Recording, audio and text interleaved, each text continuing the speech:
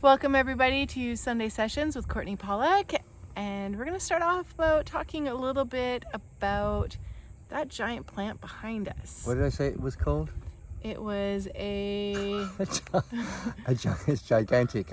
It's a Brazilian rhubarb. Well, it's not actually a Brazilian rhubarb. The Latin name is Giganticus manicata or something. Anyway, it's like a giant spiky rhubarb, and it's actually nicknamed a Brazilian spiky rhubarb. So Why did you have this put into your yard? Yes, because the grey water from my sink lets into the ground here. It flows down in this channel and lets out right there. And there was supposed to be a gravel pit. Well, that's silted up over the last 50 years. And so it would be a bit marshy, not very big area. But my neighbor, Wendy, she came over, she said, I have just the plant for that. I'm going to go buy it for you. And she planted this plant. Within 2 years, it looked like this. It's massive. It's absolutely massive. I mean, gorgeous at the same time. Gorgeous, massive. It looks like it's something primal out of the prehistoric. Jurassic I Park. love it. Yes, it's like, oh man, what a great. So it's sucking up all the water, loves it, even the dye water, all the stuff, Of course, my dye water is very diluted by the time it goes down the drain. Mm-hmm. And, I flush it, while I'm rinsing and stuff like that. So the plants love it. The grass around that area is really green, so there's not a toxic impact, which I'm so, happy about. Yeah. Okay, now on to our next episode. Gunnera manicota. Yes! Okay, enjoy the next episode, guys. Thanks, Courtenay. Thank you, Heidi. Right then. So I come off the tour, the promotion tour for the record company. It was called Round Records. Grateful Dead Records and Round Records. Well, of course, records are round. They were all round back then because it was, it was vinyl. Records were round. Round Records was a perfect name for a record company. And, so I was promoting the new Grateful Dead album. Jerry Garcia had a personal album out that was, lovely. And Bobby Weir had, I think, Bobby Ace, his own album. Keith Gaucho had Keith and Donna. That was their own album.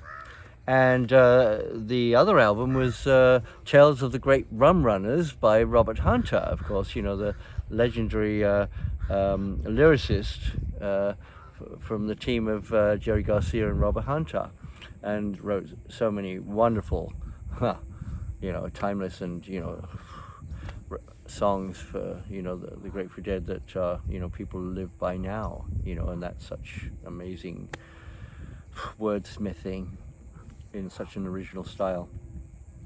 So when I went on the road, just before I went on the road for the record company, I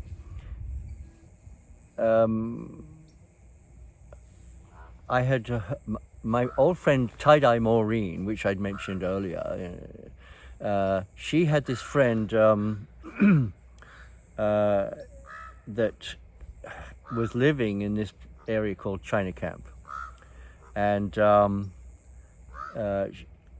she had told Maureen that there was this little cottage next to her that was going to come up. And actually, it was her cottage. She was offering it to Maureen. Well, Maureen didn't have the wherewithal to take it and move in and stuff, so she called me, and I went out and looked at it, and it was like, there's like a 8-mile waterfront on San Pablo Bay. Looks across to Oakland and the Golden Gate Bridge, Bay Bridge. It's amazing. It's got its own little beach, and so I was like, well, yeah, I'll move in, and which I did, and then I went on the road. So I come back. So the next door neighbor is Robert Hunter. He'd been out there already for a couple of years. And so now Robert Hunter's my next door neighbor. And which is cool because he's a very private man, and I was, I wasn't loud. I was pretty private at home. Well, I was pretty private anyway. It's like, anyway,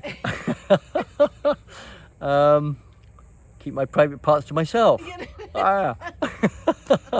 So anyway, so I come back to the little house at Shiny Cameron. I had dressed it up, replaced the little windows with these big picture windows. Actually, my friend Amos Blacksea, he had helped me put this together. And then there was Robert Hunter facing the ocean, the waterfront. Robert's on this side, and there's this bigger house, a beautiful house. It was the best house on that little section. There was only 6 houses on that whole 8-mile waterfront, and there was a little group of them where there was. Well, I'm getting ahead of myself.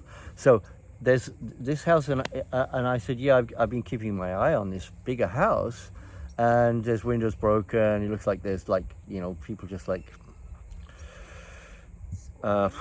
just crashing there, and not a good healthy scene.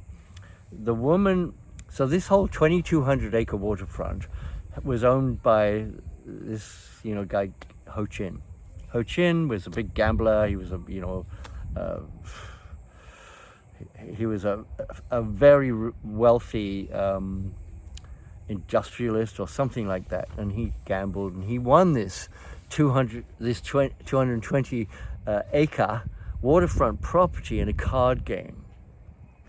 Yeah, right. Well, he'd never seen it. He didn't care about it. I mean, this guy's a worldwide entrepreneur, with billions, so tens of billions, hundreds, and so it was nothing for him. So he put it in the hands of the Peacock Gap Country Club manager. Peacock Gap Country Club was like inland from the waterfront. Was the golf course, and the manager was Mrs. Goldberg, and I used to go pay my rent to Mrs. Goldberg, and so I went to pay my rent, and I said, I noticed that I'm really happy in the little cottage, and I've been dressing it up, and I put in picture windows and redone the floor, and it's really charming, and completely redecorated it. And but I noticed that the bigger house to my right, as I face the water, is looking really derelict, and there's people hanging out there that kind of look like they're a bit unsavory or using or whatever, And she said, yes, I've driven by. I'm too afraid to stop because it's such a remote area. And, I don't know how to deal with that, and I don't want to get the police involved or anything. I said, don't worry, Mrs. Goldberg. I said, I'll deal with it on the understanding that I can take the house. It's a nice big house, and I can repair everything and do it up and everything. And I have a friend that would move into the little house that I'm living in now. And so that little house was on the left side of Robert Hunter, and the bigger house was on the right. So Maureen moves into Maureen moves into the little house. I get the people out of that bigger house. I just you guys, you've had a good time. It's time to go. I'm going to take ownership of the house, and no problems. And they were all amicable. They moved on, and I fixed it up, repaired the damage in the windows and this, that, and the other, and then dressed it up and repainted it, and made it into this beautiful waterfront house. Oh gosh, it was amazing. And it had this buckeye tree that actually grew out of the bank over the water, and it was like a big hand. And there was this shop, built in the crux of it right there, and this tree would sway, and this whole thing, and it was a perfect tie-dye studio. I tie on stuff in the house, but I do my dyeing. I had my whole dye bench, and all of the in this tree, and I would walk. In the little walkway into it was actually walking on the trunk of the tree that was like his arm growing out with a tree. There's this buckeye tree, and so anyway, it was kind of like this plant a little bit. So anyway, what a wonderful dice studio! Oh my gosh, I'd be in there and I have music playing, and the water's flowing underneath me, and the wind is, and the trees moving, and oh man, I was like, heaven, doing my, water-based artwork, and what a fantastic scene. And Robert Hunter's on the one side, and Maureen, I'd visit her every morning, have coffee. She was into the tarot and the astrology and all that stuff, so I learned a lot from her about that stuff. And I carried it through my life. Roberts was always very private, but he was wonderful, and he was he loved to have a neighbor that he could neighbors that he could be comfortable around and trust. And and we were neighbors for a number of years. One day I remember. And on the other side of me, to the right, a little further away, but not more than 100 meters, 200 meters maybe, 100 meters, was another house. And that came up, and we got David Parker in there. And David Parker was he was the business manager. He ran all the accounting and all the banking and all that stuff for the organization. And David was great. He was just a real down-home boy. He was actually part of the original skiffle band, the Warlocks. He played the skiffle board, or the what do you call it? The when you scrub your laundry on this rippled like board thing, Anyway, way back in the early mid-60s, so he was in the organization really early, and then he became an accountant, and he was a perfect man for the job. And it was a really easy relationship. He had no big ego or any. He was just he was comfortable. He and I went on some amazing adventures together. Anyway, so we have our own little family, a little Grateful Dead family right there. And little by little, the other couple of houses, came up, and we got our own people in there along that 8-mile waterfront, and it was like, it's idyllic. It was so idyllic. And so one day, I'm working, I'm in my treehouse, dying, and music going, and Robert Hunter shows up, and he's going, "Fire! Fire on the mountain!" Excuse me. This inspired that song, of course, "Fire on the Mountain." And I said, "What's going on? What's up?" And he's like, "Fire!" And I look up, and I come out of the treehouse, and I, come past the house, and I look up. And there's fire burning down the hillside, and it's on the other side of the road. And on this side of the road is us. And it's ready to leap the road. The whole hillside is burning. And I was like, okay, I got hoses, going, get your hoses, start spraying down your house. Don't try and put anything out, just spray down the roof, spray down the house. And I'm doing the same thing. And, stop it from jumping the road, and we did, because it was coming right for us. We were the closest two buildings, and the whole hillside's afire. And so anyway, that was a tragedy averted. Fire on the mountain. That's where it came from. So anyway, and he starts long distance running. Long distance runner, what are you standing there for? Get up, get out of the door. Fire on the mountain. Well, I was, by then I was doing marathon running and stuff, you know, and that was where that wordage came from. It wasn't a folk song about me or anything. It was just an event that happened, you know. But you know, this is the kind of folklore way that Robert Hunter, you know, developed the lyrics. They were, you know, certain ballad quality, but you know, they came from life, you know, life experiences and stuff. Amazing man. And his band, the Roadhogs, Roadhogs, yeah. Tales of the Great Rum Runners by the Roadhogs. Well, you know, they were really good.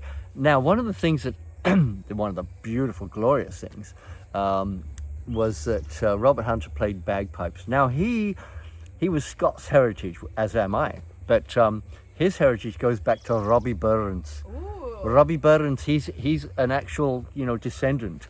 Really? You know, from the legendary Robbie Burns. No wonder he was a bard, you know, and so he played bagpipes. And between our two properties, there was this rocky promontory that went out into the bay, into the waters, and San Pablo Bay it's called, and of course there was another great song that came down from that, was Promontory Rider, you know, and that was, you know, developed by Robert Hunter, you know, from the rocky promontory, and he'd walk out there at dawn every morning and play the bagpipes. I'd wake up to the droning and I love the bagpipes. I'd wake up to the music of the bagpipes, and I'd look out there and there'd be Robert Hunter just piping on the promontory, and I was like, wow, that's, you know, fantastic. What a joy, and what an amazing, you know, discipline. It was not, he went to bed looking forward to doing this every morning, weather permitting. It was a fantastic a number of years there at China Camp area. It's called China Camp because there used to be 1,200 or so just down a ways, about 5 miles down San Pablo Road, Point San Pablo Road towards San Rafael, was the actual China Camp, and there were 1,200 Chinese living there, and I think they were doing something with some kind of, you know, seafood, probably salmon, most probably. And anyway, one of the claims to fame for that area was this great John Wayne movie was filmed there, you know, and they were supposed to be out in Japan on this in this island, and there was this island out there. It's called Rat Island. Actually, that Rat Island was like, actually, it was really close to my house, and there was this whole battle took place right there, and you know, in this John Wayne movie, and you know, it became famous, but nobody knew where it was. You know, they had no idea it was in Marin County in San Rafael, you know, on San Pablo Bay. It looked like, you know, some exotic area in, you know, off Japan, and so anyway.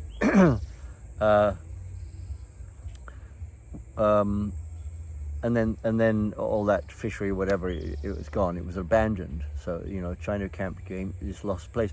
Now, Point San Pedro Road followed the waterfront all the way to the next little town of I'll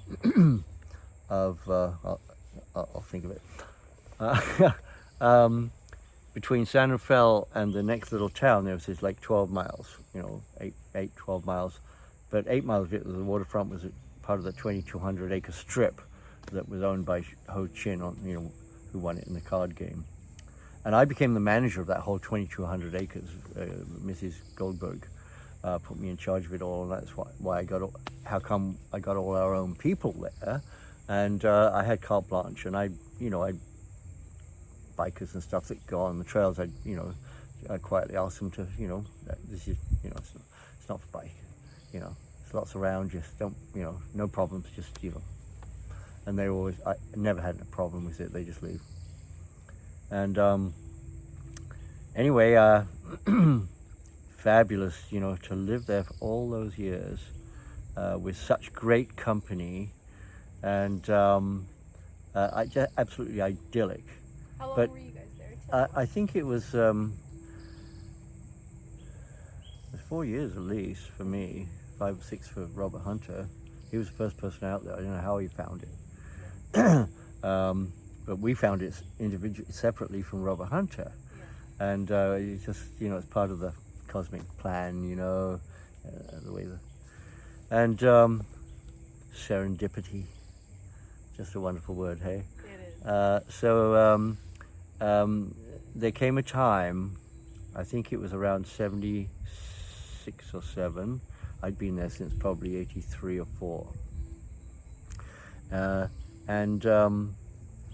So it was good 4 years for me, I think.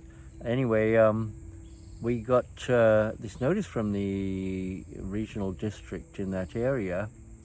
It wasn't the township of San Rafael, it was another, a regional district outside the city limits. They're going to turn it into a state park. It's going to become a state park.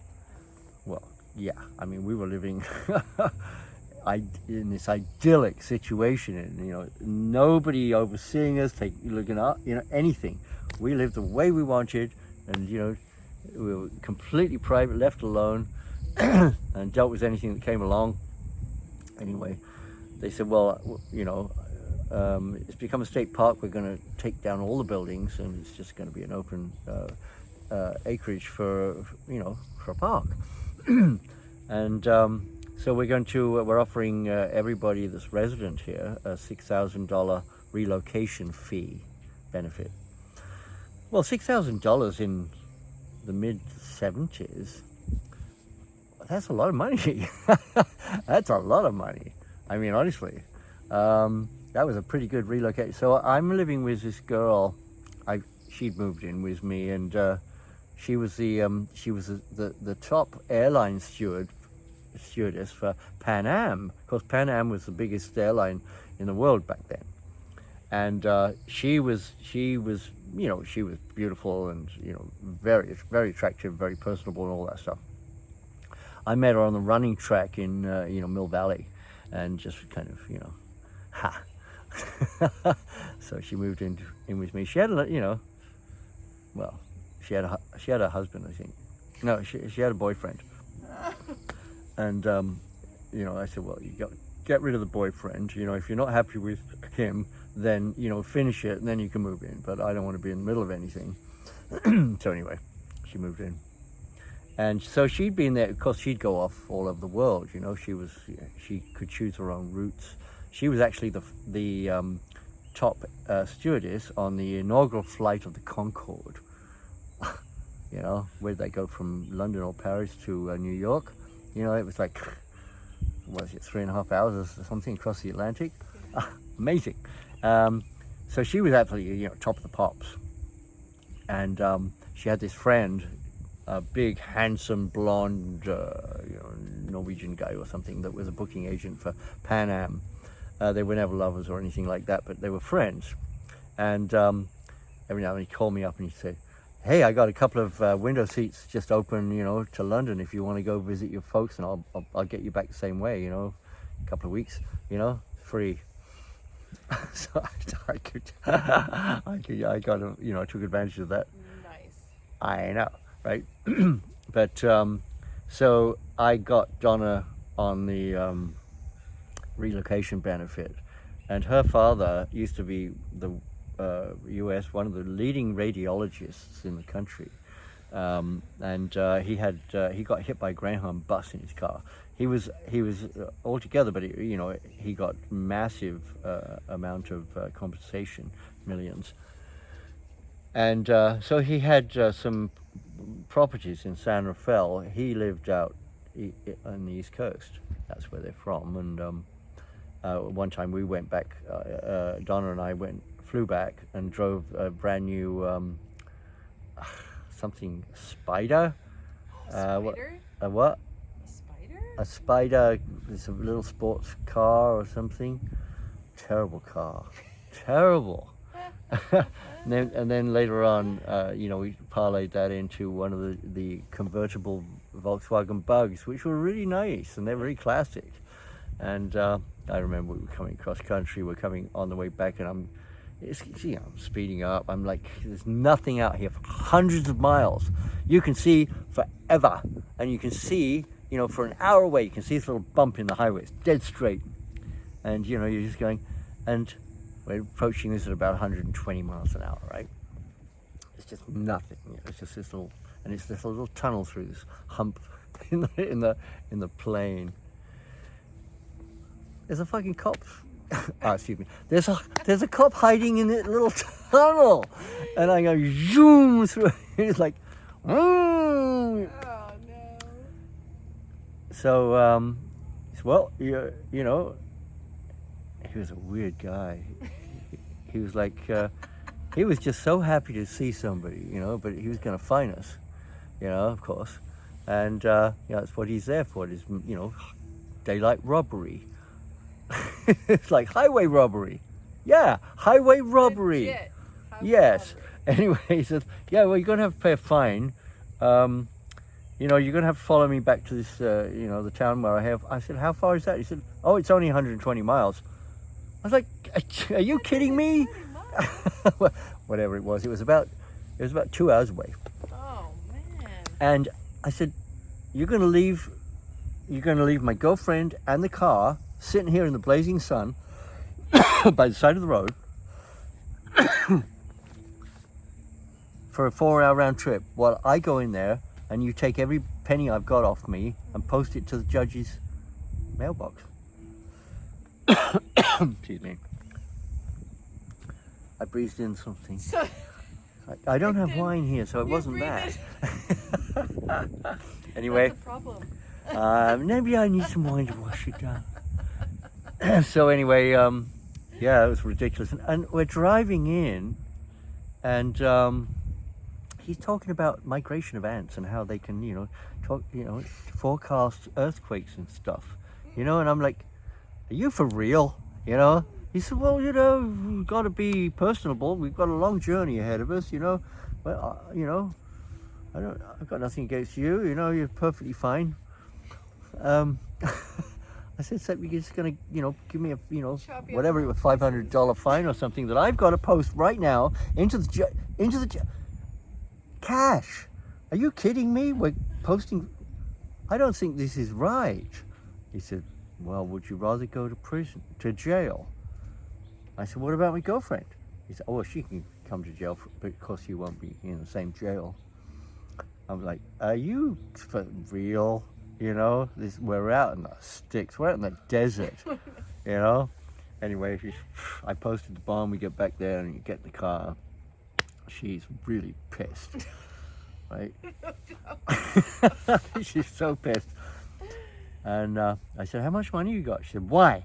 I said, because all my money went on that, you know, that fine. She said, you should have been driving so fast. And I said, well, you were driving that fast before I took over. She said, yeah, but I didn't go through the tunnel. You know how, you know, it was like, I can understand you being upset, and I would be really upset too, but you should have taken it out on the sheriff. You should shot the sheriff, but not the deputy. Anyway, so her father, this world leading radiologist, actually he had me come in and he x-rayed me and said, well, my analysis is that you have advanced emphysema, you know, from all these dye fumes, hot water dyes, which were toxic, really poisonous, and I didn't, you know, really know about all that stuff. So I decided I was going to start running and, you know, get my lungs back in shape. And I have the ideal place, you know, I've got an 8-mile waterfront. I could do, you know, I'd run down to my friend 4 miles away, then run back. That's 8 miles. And then pretty soon I'm, you know, running to San Pedro, little town of San Pedro. And that was a 16-mile round trip. And, you know, within 3 months I trained myself up so that I was ready to run a marathon, but which I did. And but anyway, so her father has this really nice house in San Rafael, and when we get our relocation benefits, I found this fantastic place out in Inverness Park, out in West Marin. It's fantastic. 15 acres overlooking Tomales Bay. It's beautiful. It's got an outside cottage that's like a big, ship's interior. It's like, oh, wonderful. And actually, I should continue this because we're right at 30 minutes. Oh, yes. again, yes. All right. Well, sorry to cut you off. I cut myself off. It's okay. Mid. Because we'll continue. We'll continue on. Thanks for joining us today, and we'll see you guys soon. Bye. Thank you.